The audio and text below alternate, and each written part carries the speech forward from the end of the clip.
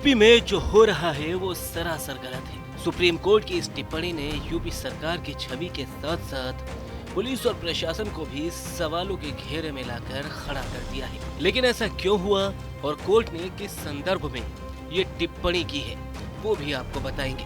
दरअसल supreme court ने एक मामले की सुनवाई के दौरान उत्तर प्रदेश में सिविल विवादों को क्रिमिनल केस में बदलने को लेकर नाराजगी जताई है। Chief justice of India Sanjeev Khanna ने कहा कि यूपी में जो हो रहा है वो सरासर गलत है। हालांकि ऐसा नहीं हुआ कि सुप्रीम कोर्ट ने पहली बार यूपी सरकार को इस तरह फटकार लगाई हो। इससे पहले भी सुप्रीम कोर्ट ने योगी आदित्यनाथ की सरकार और प्रयागराज डेवलपमेंट अथॉरिटी के बुलडोजर एक्शन को अमानवीय और गैर कानूनी कहा था।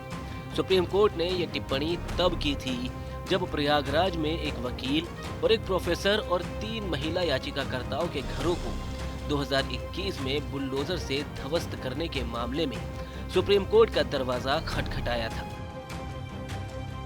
तब सुप्रीम कोर्ट ने कहा था कि घर गिराने की प्रक्रिया असंवैधानिक थी। कोर्ट के बयान के मुताबिक घर ध्वस्त करने की प्राधिकरण की यह मनमानी प्रक्रिया पनाह लेने के नागरिक अधिकार का असंवेदनशील तरीके से हनन भी है।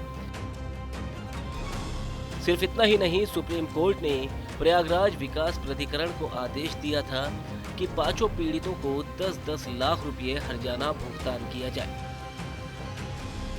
एक तरफ सरकार जहां लॉ एंड ऑर्डर, सुरक्षा व्यवस्था जैसे मुद्दों पर अपनी पीठ थपथपाती है, मगर उसी लॉ एंड ऑर्डर को कायर करने वाली पुलिस को लेकर भी सुप्रीम कोर्ट ने गहरी चिंता व्यक्त की है। सुप्रीम कोर्ट ने उत्तर प्रदेश पुलिस की कार्यशैली पर गंभीर चिंता व्यक्त की। नवंबर 2024 में न्यायमूर्ति सूर्यकांत और उज्जवल भुइया की पीठ ने एक भूमि विवाद के मामले की सुनवाई के दौरान टिप्पणी की थी कि यूपी पुलिस सत्ता का आनंद ले रही है और उसे संवेदनशील बनाए जाने की आवश्यकता है। अदालत ने पुलिस की इस प्रवृत्ति पर भी नाराजगी जताई कि वे सिविल मामलों को आपराधिक मामलों में बदल रहे हैं और चेतावनी दी कि यदि ये प्रथा जारी रही तो ऐसे आदेश पारित किए जाएंगे जिन्हें पुलिस महानिदेशक जीवन भर याद रखेंगे।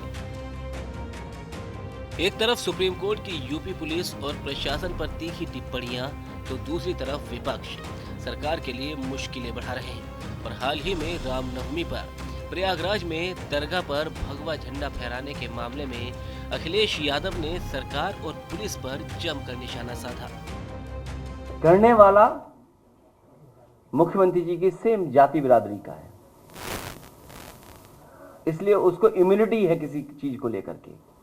न एसओ कुछ बोलेगा, न एसपी बोलेगा, न डीएम बोलेगा, न कमिश्नर बोलेगा। इसीलिए हम लोग कहते थे कि संविधान खतरे में, कानून खतरे में, उसी को खतरा पैदा कर रहे हैं। सोचिए, कोई कल्पना कर सकता है कि एक डेमोक्रेटिक कंट्री में, कॉन्स्टिट्यूशनल, जहां कॉन्स्टिट्यूशन हो, जहां कानून हो, जहां शपथ ली गई हो, वहां पर कोई झंडा लेकर के इस तरह का व्यवहार कर ले, और फिर पुलिस जो देख करके टांग पे गोली मार देती है। तो सोचिए, बिना मुख्यमंत्री के इशारे पर ये नहीं हो सकता था। ये सब मुख्यमंत्री के इशारे पे, इसलिए क्योंकि अपनी नाकामी उन्हें छिपानी है। जीरो टॉलरेंस, सोचो लॉ एंड ऑर्डर पे क्या है। सीधी लोग सरकार को गोली मार रहे हैं, जो हत्या हो रही है, चाहे देवरिया हो, गोरखपुर हो। आप खुद देखिए, रिकॉर्ड उठा करके देखिए। जब मुख्यमंत्री जी उत्तर प्रदेश से, राजधानी से गोरखपुर जाते हैं और गोरखपुर से लौट के आते हैं, तुरंत हत्या हो जाती है आसपास। वहां कोई विजिट ऐसी नहीं बची होगी जिसमें मुख्यमंत्री खुद गोरखपुर गए हो और हत्या न हुई हो। वहां पूरा प्रशासन, पुलिस, जो सुरक्षा होनी चाहिए, जिस तरह का इंतजाम होना चाहिए, पुलिसिंग होनी चाहिए, वो कुछ भी सरकार नहीं कर रही है। जब पुलिस से आप दूसरा काम लोगे तो आप उससे कैसे उम्मीद करोगे कि लॉ एंड ऑर्डर पे वो पुलिस काम करे। एक आध घटनाएं नहीं, कितनी घटनाएं। अभी कल ही जब हम लोग बैठे थे या परसों, पुलिस के खिलाफ पुलिस एफआईआर लगा रही, पुलिस ही ढूंढ रही है पुलिस को, और पुलिस को पकड़ के ला रही पुलिस। यह है उत्तर प्रदेश। बताइए, इन मामलों को देखकर लगता है कि प्रशासन कहीं न कहीं अपनी मनमानी कर रहा है और देश की सबसे बड़ी अदालत से इस तरह की टिप्पणियां सरकार की छवि को भी खराब कर रही है। जहां सरकारी अधिकारियों का तबादला हो जाएगा, या फिर उन पर एक्शन होगा। लेकिन सरकार की छवि खराब हुई तो उसका खामियाजा चुनाव में ही भुगतना पड़ेगा। अब ऐसे में सवाल ये है कि अधिकारी बार बार सरकार की छवि खराब क्यों कर रहे हैं।